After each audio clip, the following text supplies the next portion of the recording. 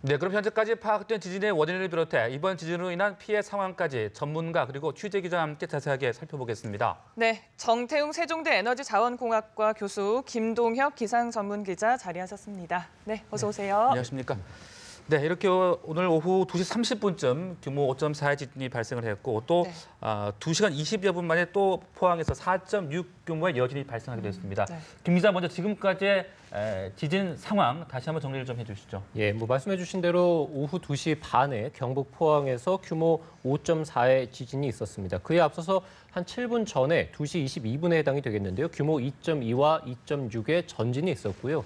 전진 이후에 7분 후에 5.4의 강진이 있었고 기상청에서는 처음에는 규모를 5.5로 봤고요. 경북 포항시 북구의 북쪽 6km 지점에서 규모 5.5의 지진이 일어났다라고 처음에는 조기 경보를 통해서 밝혔고 이후에 차후 분석을 통해서 규모는 5.4로 수정이 됐습니다. 발생 깊이는 9km 지점입니다. 그래서 경주에서 발생한 지진이 10km에서 한 13km 정도에서 발생하게 됐는데 네. 이번 지진은 그것보다는 지표에서 조금 더 가까운 그래서 발생 깊이는 9km가 해당이 되겠고 경북에서는 최대 진도 6에 달하는 그래서 많은 집 안에 있는 어떤 물건들이 흔들리거나 떨어지고 많은 사람들이 진동을 느낄 수 있는 정도가 진도 6이 되겠는데 경북에서 진도 6을 느꼈고 강원과 경남, 대구, 부산, 울산은 진도 4, 그 밖에 전국에서는 2에 달하는 진도가 관측이 됐습니다.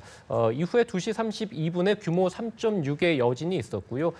또 오후 4시 49분에 규모 4.6, 그래서 굉장히 강한 여진들도 계속해서 발생하고 있는 상황이고 이 포항에서는 엘리베이터가 멈춰서서 주민이 걸어서 내려오는 그런 피해도 있었고 한동대에서는 건물 외벽이 떨어져 나가는 또 그리고 네. 북구의 두 동에서는 아파트 관리소의 벽체가 떨어지는 등 경주보다는 지진 피해가 조금 더 크게 발생하고 있는 상황입니다. 네, 말씀처럼 강한 여진이 계속해서 발생하고 있고 피해 규모도 경주 때보다는 크게 발생을 했습니다. 교수님, 이번 지진의 원인 좀 어떻게 분석을 해볼 수 있을까요? 이게 아직 그 논란의 여지는 있습니다만은 네. 대체로 그 도호쿠 대지진, 동일본 대지진이 있었지 않습니까? 그걸로 말미암아 한반도가 최대 5cm 가량 동쪽으로 이렇게 이동을 했습니다. 그게 일률적으로 움직인 게 아니라 군데군데 남아있던 부분에 응력이 작용을 해가지고 이번 지진과 같이 한꺼번에 풀려서 그 경주 지진도 일어났고 이번 포항 지진이 일어난 것으로 보여지고 있습니다. 네, 특히 아까 이야기했듯이 지난 경주 지진보다 진원의 깊이가 좀 더 얕지 않습니까? 그렇다면 앞으로 여진 발생 가능성이 더 높을 수도 있다 이렇게 볼 수 있는 겁니까? 깊이가 여진의 그 횟수 그런 것은 관계가 없고요. 네. 그 깊이가 그러니까 얕으니까 그만큼 지상의 피해가 네. 있었죠. 네네. 그 경주 지진은 그렇게 그 에너지가 큰 규모가 5.8로 이번 지진보다 컸는데도 네. 그렇게 피해가 그 이번 지진만큼 크지 않았습니다. 그러니까 깊이가 얕으니까 그 진동이 컸고 그다음에 그 경주의 경우는 집안이 그 안반 집안이라 가지고 덜 진동을 했다. 이번 경우는 연약 집안으로서 진동이 커서 네. 좀 그 건물에 그 금이 가고 그런 것이 좀 심했다. 이렇게 보여지고 있습니다. 네. 여진이 수개월 동안도 이어질 수 있다 이런 분석도 나오고 있는데 혹시 이번에 발생한 지진보다 더 규모가 큰 지진이 발생할 가능성도 있을까요? 네, 일단은 가장 우려되는 부분이 아무래도 본진 이후에 여진이 어느 정도 지속되고 여진의 그 강도가 어느 정도로 강할 것이냐에 해당이 되겠는데요. 일단은 지금 5.4의 규모 강도 이후에 4.6의 굉장히 강한 여진이 발생을 했기 때문에 물론 이제 지질학적으로 봤을 때 본진보다 강한 여진은 없다라는 것이 일반적인 견해입니다. 그렇기 때문에 규모 5.4보다 규모가 큰 여진이 발생할 가능성은 조금 낮다라고 보셔도 되겠는데 다만 전문가들이 분석하기로는 경주 지진이 5.8이지 않았습니까? 당시 5.8 때 이 정도 규모의 지진은 다른 나라에서는 한 6개월 정도가량 여진이 지속될 가능성이 있다라고 분석이 됐는데 네. 근데 지금 뭐 1년 동안 여진이 계속됐었고 640차례가 넘게 발생하지 않았습니까? 그렇다는 것은 한반도, 특히 이 경북 지역의 지질이 계속해서 어느 정도 움직임이 있다라는 뜻이고 그렇기 때문에 이번 포항 지진도 굉장히 강한 지진이 발생했고 여진도 지금 뭐 첫날이긴 합니다만 계속해서 강한 여진들이 발생하고 있기 때문에 앞으로 뭐 짧게는 수일이 될 수도 있겠습니다만 길게는 경주 지진과 마찬가지로 수개월 동안 지속될 가능성이 충분히 있습니다. 네, 이렇게 경상도 지역에서 지금 큰 지진들이 잇따라 발생한 원인 어떻게 좀 볼 수 있는 예, 겁니까? 뭐 교수님께서도 말씀해 주셨습니다만 일단 2011년도에 동일본 대지진이 있었죠. 당시에 말씀해 주신 대로 한반도의 지각이 2에서 한 5cm가량 끌려갔는데 이후에 2013년도에 한반도에서 지진 횟수가 90회를 넘었습니다. 우리가 보통 연도별로 봤을 때 한반도에서 발생하는 지진, 그러니까 2.0 이상의 유감 지진, 사람이 느끼는 지진은 뭐 40에서 한 50차례라고 보면 되겠는데 2013년도에 갑자기 90회 이상으로 뛰었단 말입니다. 그렇다는 얘기는 역시 동일본 대지진이 한반도의 어떤 지각에 분명히 영향을 줬다. 이후에 지난해 경주 지진도 그렇기 때문에 동일본 대지진의 여파가 아니냐는 분석이 강하고요. 조금 더 이제 한반도 쪽으로 국한해서 본다면 경주 지진의 5.8 이후에 그 경주 지진이라는 것은 이제 어떤 지각에 있는 힘이 풀리는 과정인데 그 힘이 풀리는 방향이 북서쪽에서 남동쪽이었습니다. 그렇기 때문에 경주에서 발생한 지진에서 한 20km 떨어진 지점에서는 얼마든지 지진이 발생할 가능성, 특히 큰 규모의 지진이 발생할 가능성이 있다라고 전문가들이 분석을 하는 견해도 있었습니다. 그렇기 때문에 이번 지진도 뭐 크게 본다면은 동일본 대지진까지 갈 수 있겠고 네. 한반도로 국한한다면은 지난해 경주 지진의 어떤 여파라고 보는 시각도 어느 정도는 일리가 있어 보입니다. 독립 단층이 원인일 것이다 이런 분석도 내놨거든요. 이건 네. 좀 어떻게 해석을 할 수 있을까요? 예, 우선은 사실은 경주에서 발생한 그 양산 단층, 그러니까 양상 단층을 주변으로 해가지고 굉장히 많은 지류 단층들이 존재하게 됩니다. 그 지류 단층들의 일부에서 경주 지진이 발생하게 됐고 이번 지진도 사실 그와 그렇게 멀리 떨어지지 않은 곳이기 때문에 충분히 이제 경주 지진과 연관시켜서 생각할 수도 있는 부분이고 또 하나는 뭐 조금 전에 기상청에서도 얘기를 했습니다만 지진 같은 경우는 이제 어쨌든 내가 쌓여 있는 지각이 가지고 있는 에너지를 분출하는 과정인데 그것들이 이제 계속해서 분출을 하다 보면은 어느 순간에는 규모가 점점 더 작아지다가 여진이 멈추는 기간이 있겠죠. 그렇게 된다는 것은 내가 가지고 있는 지진의 어떤 지각의 그 스트레스가 완전히 풀렸다라고 볼 수 있겠거든요. 그렇게 본다면 독립된 이번 단층에서 발생한 지진은 경주 지진과는 다른 단층에서 그리고 다른 지진으로 봐야 되는 것도 충분히 일리가 있습니다. 그래서 뭐 기상청에서는 앞으로 분석을 통해서 이번 지진이 경주 지진의 어떤 여파에 따른 것인지 아니면은 경주 지진은 이제 어느 정도 잠잠해졌고 네. 이후에 이제 그 다른 지역에서 인접한 지역에서 또 다른 단층에서 강진이 발생했다 이렇게 분석을 뭐 두 가지로 나눠서 좀 해야 될 것 같습니다. 네, 그리고 그 지진 판과 관련해서 말씀드립니다, 교수님. 일본에 비해서 우리나라가 그래도 지진 안전지대였다라는 분석들이 쭉 있어 왔는데 이제는 더 이상 안전지대가 아니다. 이런 이야기들이 나오고 있거든요. 어떻게 이해를 하면 되는 겁니까? 이 최근 그런 그와 관련해서 괴담이 뭐 네. 그 우리나라에도 규모 8, 9가 나올 수 있다 이런 괴담들이 돌고 있는데 이 그런 규모가 큰 9나 8이나 이런 것은 해양에 나게 돼 있습니다. 네. 그리고 일본과 같이 지진이 자주 나는 육지에서는 그래도 최대가 7 정도로 이렇게 한정돼 있고 우리나라는 일본에 비해서 그렇게 그 지각 활동이 활발하지 않으니까 7은 어렵고 기껏해야 6 정도가 최대가 아니겠는가 이렇게 그 상식적으로 이렇게 그 통용되고 있습니다. 네. 그러니까 그 범위 내에서 우리가 그 컨센서스를 학계에서는 이루고 있습니다. 규모 6 정도로. 네. 지진 규모는 일본에 비해서 좀 작을 수는 있겠습니다만 그래도 앞으로 우리나라가 지진 안전지대는 아니다. 앞으로 지진에 더 대비를 해야 되지는 않겠습니까? 물론 네. 지구의 지구라는 것은 그 판이 움직이고 있기 때문에 네. 지구상에서는 지진 안전지대라는 것은 있을 수가 없죠. 네. 그러니까 충분히 6 정도라도 그 피해가 크게 생길 수가 있으니까 네. 거기에 대한 충분한 대비는 있어야 되겠습니다. 네. 판의 내부, 판의 경계에 있다. 그런 것들은 어떤 차이가 있는 겁니까? 그러니까 판과 판에서 주로 지진이 납니다. 네. 네. 그리고 그러한 응력이 이제 판 내부로 전달이 되면서 그 강도가 약해지고 그리고 주기도 그 판 경계에서는 비교적 거의 규칙적으로 나는 경향이 있는데 네. 이러한 규칙성이 판 내부로 들어가면 완전히 사라지고 이 판 내부 지진, 우리나라 경주 지진이라는 게 그 과거 1000년 전에 큰 지진이 한 번 있었는데 네. 그 이후로 거의 잠잠하지 않았습니까?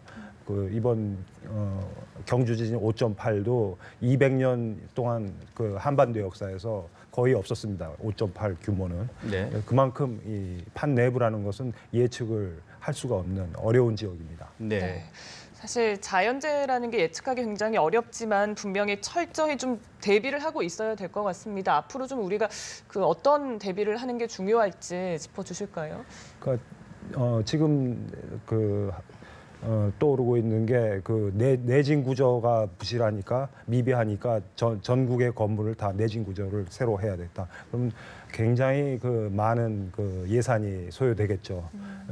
물론 그게 예산이 충분하다면 가능한 얘기입니다만은 그거에 앞서서 이번 경우와 같이 연약 지방 같은 데가 그 안반 지역에 비해서 피해가 크지 않습니까? 그러니까 지반 환경도 고려하고 그 다음에 지진이 날 가능성이 있는 단층지대를 충분히 찾아내는 그런 연구가 있어야 될 것 같습니다. 네, 알겠습니다. 자, 그렇다면 김 기자, 지금까지 그 역대 좀 컸던 지진들 다시 한번 정리를 좀 해주실까요? 예, 일단 뭐 가장 큰 규모는 지난해 9월 12일에 발생했던 지진입니다. 그래서 네. 경북 경주시에서 발생한 규모 5.8의 지진이 역대 1위에 해당이 되겠고요.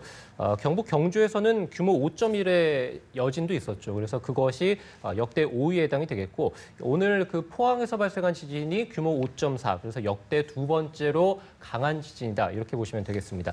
이후에 이제 규모가 5.3도 있었습니다. 북한 네. 지역에서 규모 5.3의 지진이 1980년대에 있었고요.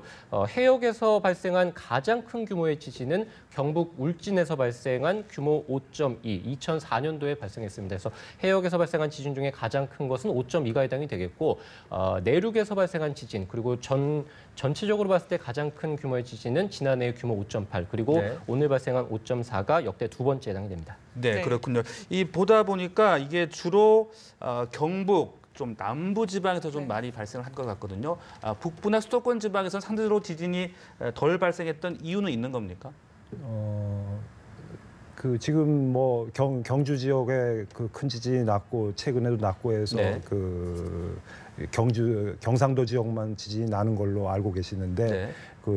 그보다 그 도호쿠 대지진 이후로 지진이 빈발했던 데는 연평도 부근하고 서해안 근방입니다. 아, 예. 거기서 규모 4급이 굉장히 자주 있었습니다. 그렇군요. 그러니까 전국적으로 봤을 때 뭐 규모는 다소 큰지 모르지만 네네. 그 특별히 경상도에 집중돼 있다고 볼 수는 없겠고요.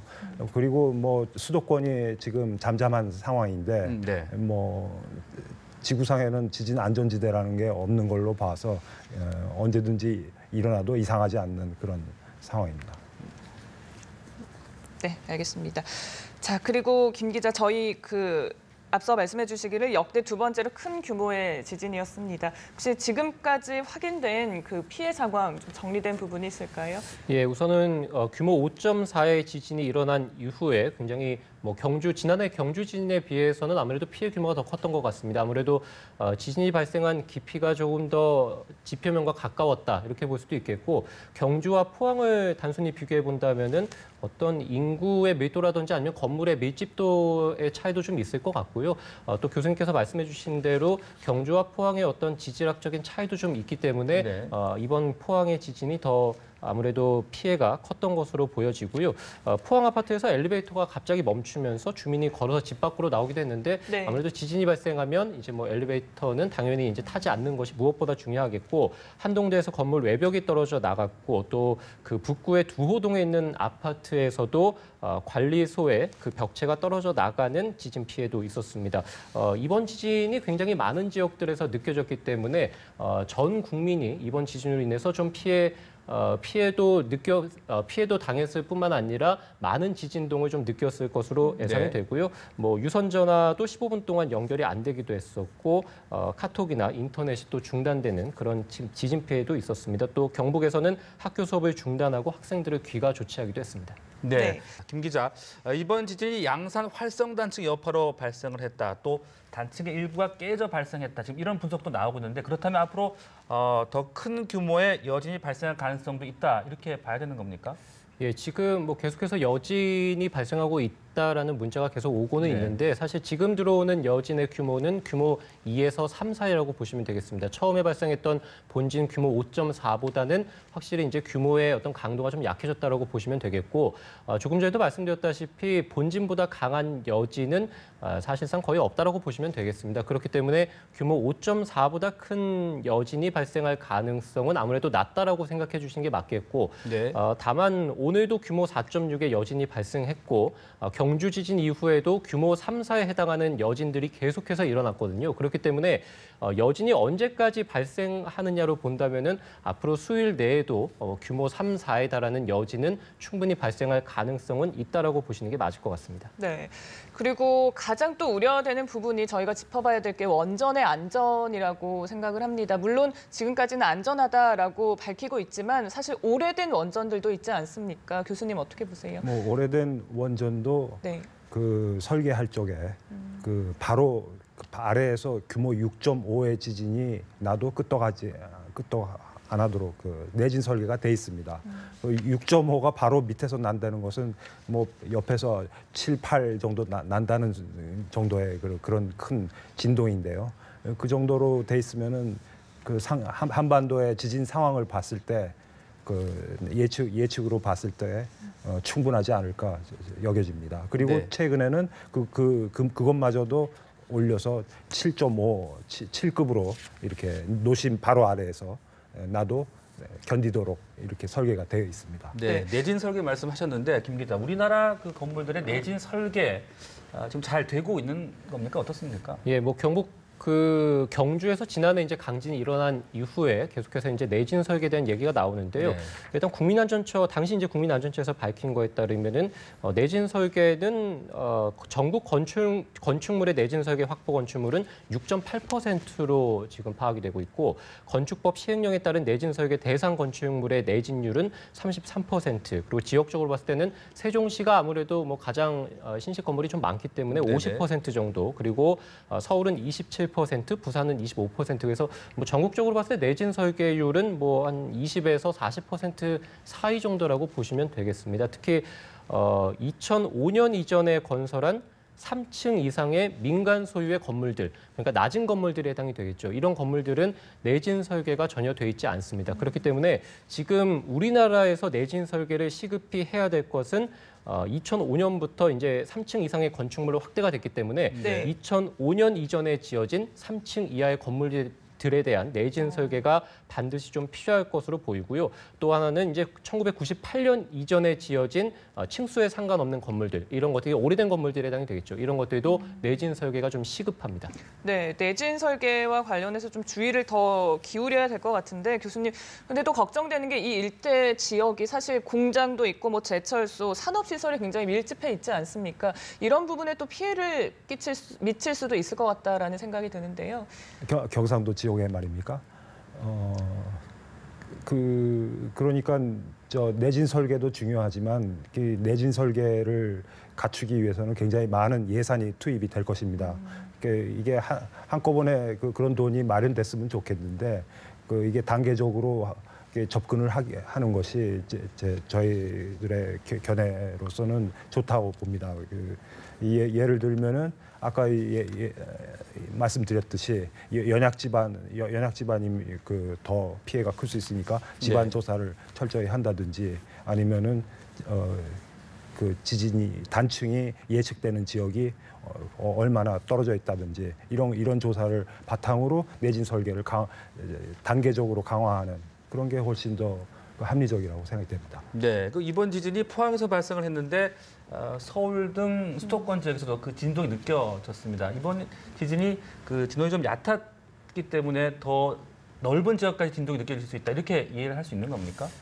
사실은 뭐 그렇게 보기는 어렵고요. 사실은 경주 지진도 제주도를 포함해서 서울까지 다 관측이 됐었고 네. 이번 지진도 그것보다는 이제 규모가 조금 낮긴 합니다만 전국적으로 봤을 때 전부 다 이제 지진동을 느꼈거든요. 네네. 그렇다는 얘기는 한반도의 어떤 지질의 특징이 좀 있다라고 보시면 되겠는데요. 한반도의 지각은 주변 일본 열도와 비교해서는 지진의 어떤 발생 빈도가 많지는 않죠. 그리고 일본과 비교해서 한반도만 비교한다면 규모가 큰, 그러니까 규모 8, 9에 해당하는 그런 지진도 발생한 적은 없습니다. 그렇기 때문에 한반도의 지진은 아무래도 지각의 흔들림이 과거에도 적었고 최근에 적었기 때문에 좀 신선하다라고 보시면 되겠습니다. 그러니까 단층 면이 신선한 거거든요. 네. 깨진 경우가 거의 없다라고 보시면 되겠고 운동이 거의 없었습니다. 그렇기 때문에 암석이 신선하다는 것은 그리고 단단하고 신선하다는 것은 한 번 지진이 발생하게 되면 굉장히 멀리 전파를 할 수 있게 되고요. 그리고 더 큰 규모의 진동을 느낄 수 있게 됩니다. 그렇기 때문에 한반도는 일본과 달리 암석이 좀 신선하고 그렇기 때문에 규모가 작더라도 굉장히 멀리 떨어진 곳까지 지진동이 감지가 되고 진동의 흔들림도 크게 느낄 수 있게 됩니다. 네. 그리고 사실 내일 수능일이잖아요. 사실 수능 당일에 지진이 발생했던 경우는 없기 때문에 만약에 내일 지진이 발생한다면 어떻게 대처를 해야 될지 굉장히 걱정이 많으실 것 같은데 좀 짚어주시죠. 예, 지금 경주에서 지진이 발생한 이후에 어떤 시험장에서 지진이 발생했을 때 어떻게 해야 되는지에 대해서 정부에서 밝힌 사항들이 있습니다. 일단 수능이라는 것 자체는 지진이 발생하게 되면 책상 밑으로 이제 들어가서 있으라고 얘기를 하는데 다만 이제 수능 시험 같은 경우는 자기의 어떤 의지에 따라서 그러니까 시험관의 어떤 마력과 상관없이 본인이 위험을 느껴서 바로 나가게 되면은 이거는 아무래도 시험을 보지 않는다라는 것으로 간주가 되기 때문에 그런 것들은 좀 주의를 해주시는 게 맞을 것 같고요. 일단은 만약에 여진이 감지가 되고 흔들림이 느낀다면 분명히 이제 내일 시험 감독관도 얘기를 하겠습니다만 일단 책상 밑으로 들어가서 머리를 보호하는 게 무엇보다 가장 중요할 것 같고 네. 아무래도 수능이라는 것은 이 수험생들 입장에서 봤을 때는 가장 큰 뭐 시험이지 않습니까? 그렇기 때문에 시험 감독관의 어떤 요령 그리고 말에 따라서 행동하는 것이 무엇보다 가장 중요합니다. 네, 네. 모쪼록 또 특히 내일 수능이기 때문에 더 큰 네. 지진이 발생하지 않기를 바랄 뿐이고 방금 말씀해 주셨는데 그 지진이 발생을 했을 때 일부에서는 그 건물 내부에서 뭐 책상 같은 그런 가구에 밑으로 들어가는 것이 좋다라는 얘기도 있고 또 일부에서는 일단 무조건 밖으로 나가는 것, 뭐 큰 공터 같은 곳으로 나가는 것이 좋다 이런 얘기들도 있더라고요. 어떻게 좀 이해를 해야 되는 겁니까? 예, 이제 탁자 밑으로 들어가는 네. 것이 큰 의미가 없다라고 하는 것은 사실은 한반도의 이 건물들, 그러니까 우리나라의 건물들이 콘크리트로 지어진 것들이 많기 때문에 아무래도 건물이 무너지게 되면은 이게 뭐 나무로 된 탁자 밑으로 들어가 봐야 내 몸을 보호할 수 없다라고 하는 것이고요. 그렇기 때문에 빨리 대피하는 게 우선이다라고 얘기하는 분들도 있는데 네. 일단 한반도의 지진은 일본과 또는 중국과 비교했을 때는 규모가 뭐 상대적으로 봤을 때는 크지 않습니다. 그렇기 그렇군요. 때문에 네. 흔들림이 일단 많고 그리고 집 안에 있는 물건들이 떨어질 확률들이 굉장히 많기 때문에 가장 중요한 것은 내 머리를 보호하는 것입니다. 네. 그렇기 때문에 반드시 한반도에서 지진이 일어나게 되면은 탁자 밑이라든지 또는 단단한 가구 밑으로 일단은 들어가시는 것이 맞고요. 네. 이후에 여진들이 오늘도 마찬가지입니다만 계속해서 일어나고 큰 여진들도 발생하게 되죠. 그렇기 때문에 탁자 밑에 있다가 여진이 어느 정도 잠잠해진 것 같다라고 생각이 든다면 그때 이제 재빨리 밖으로 피하시는 게 좋은데 밖에서도 건물들이 무너질 가능성이 충분히 있기 때문에 또는 벽이 무너질 가능성도 있겠죠. 오늘처럼. 그렇기 네. 때문에 그런 무너지지 않을 만한 장소, 그러니까 운동장이라든지 아니면 공원이라든지 네네. 공터 같은 곳들 이런 곳들로 재빠르게 대피를 해주시는 게 좋겠고 만약에 지진이 났는데 차량을 운전하시는 경우라면은 도로 우측에 빨리 차를 정차를 하신 다음에 역시 말씀해 드린 대로 이 네. 건물들이 무너지지 않을 만한 곳으로 대피하시는 게 좋습니다. 그 높은 건물에 있다가 빨리 내려와야 될 때는 뭐 엘리베이터를 이용하는 것이 위험하지 않을까 싶은데 계단을 이용을 해야겠습니까? 어떻습니까? 그렇습니다. 오늘 같은 경우도 지금 엘리베이터가 이 포항시에서 멈춰가지고 사람들이 갇히는 경우도 있었죠. 아무래도 엘리베이터라는 건 위아래로 굉장히 높은 지역으로 움직이기 때문에 멈추게 되면은 추가적인 인명 피해가 발생할 수 있습니다. 또 하나는 아파트가 고층 건물들이 최근에 많지 않습니까? 네. 그러면은 지진이 발생하게 되면 많은 사람들이 한꺼번에 쏟아져 나올 텐데 엘리베이터는 이 수용할 수 있는 인원이 한정되어 있기 때문에 아무래도 많은 사람들이 엘리베이터에 들어가게 되면은 더 큰 피해도 있을 수 있고 엘리베이터가 고장날 확률도 굉장히 높겠죠. 그렇기 때문에 계단을 통해서 대피를 하시는 게 분명히 맞고 네. 또 하나는 아파트 이제 계단을 통해 내려오게 되면 문이 굉장히 좁지 않습니까? 그렇기 때문에 많은 사람들이 그 문에 끼어서 또 2차적인 피해도 발생할 수 있습니다. 그렇기 때문에 신속하게 대피를 하되 앞사람과 뒷사람의 간격을 유지한 채 빨리 나와서 아까 말씀드린 대로 네. 아파트에서 최대한 멀리 떨어진 곳, 공터나 아니면 나무 밑이나 이런 곳으로 대피하시는 게 맞습니다. 네. 네. 교수님께서는 지진 발생 시 좀 특별하게 대피해야 될 사항 어떤 것들을 좀 조언을 해주고 싶으세요? 이거는 일본에서 주로 강조되는 사항인데 네. 이렇게 넓은 방은 기둥이 드물고 그러면은 만약에 이게 무너질 적에 그러면은 압사될 확률이 높습니다. 그러니까 그만큼 그런 걸 피하기 위해서는 좀 좁은 좀 기둥이 촘촘한데 화장실이라든가 좁은 교실도 좀 사이즈가 작은데 이런 데가 비교적 넓은 탁 트인 그런 넓은 방보다는 지진이 났을 때 좀 안전하다 이런 것이 매뉴얼에 나와 있습니다. 네. 그리고 지진이 일어났을 때 보통 대피소로 사용하는 곳 중에 하나가 학교잖아요. 그런데 이 학교는 안전한지 궁금한데 우리나라 전국 학교들의 보통 그 내진 설계라든지 이런 부분은 좀 잘 돼 있는지 궁금합니다. 그것은 아까 말씀하신 대로 굉장히 미비한 상황이고 그래서 보강이 이루어지고 있는 걸로 알고 있습니다. 네, 알겠습니다. 네, 그렇다면 앞으로 이제 지진 발생에 대비해서 지금 개인적으로 뭐 잘 대피하는 것도 물론 중요하겠습니다만은 정부적으로 또 사회적으로 뭔가 대책들이 좀 계속 잘 마련이 돼야 할 것 같거든요. 어떤 것들을 좀 유의해야 되겠습니까? 예, 사실은 한반도가 뭐 지진의 안전지대다라는 얘기가 과거에 있었다가 이제 최근에 동일본 대지진 이후에 이제 저희가 경험한 지진들이 굉장히 좀 큰 지진들이 많죠. 그렇기 때문에 한반도도 역시 이제 지진에 대한 대비가 필요하다라는 부분인데 뭐 여러 가지가 있겠습니다. 뭐 전체적으로는 교수님께서 말씀하신 대로 내진 설계에 대한 보강이 일단 가장 시급하겠죠. 그래서 우리 한반도에서 발생할 수 있는 지진의 최대치는 뭐 전문가들에 따라서 견해가 좀 다릅니다만 뭐 6.0에서 6.5 정도로 보거든요. 우리가 내진 설계를 할 때는 경제성도 따져야 되고 그리고 안정성도 같이 따져야 되죠. 그래서 뭐 규모 우리나라에서 최대 발생할 수 있는 지진이 규모 6.0에서 6.5라고 하면은 이거보다 조금 더 높게 해서 내진 설계를 반드시 갖춰야 되겠고 아까 말씀드린 대로 뭐 2005년도 이전에 지어진 3층 건물이라든지 아니면 1998년도 이전에 지어진 건물들, 그러니까 오래된 건물들은 반드시 내진 설계를 하는 게 맞겠고. 고요.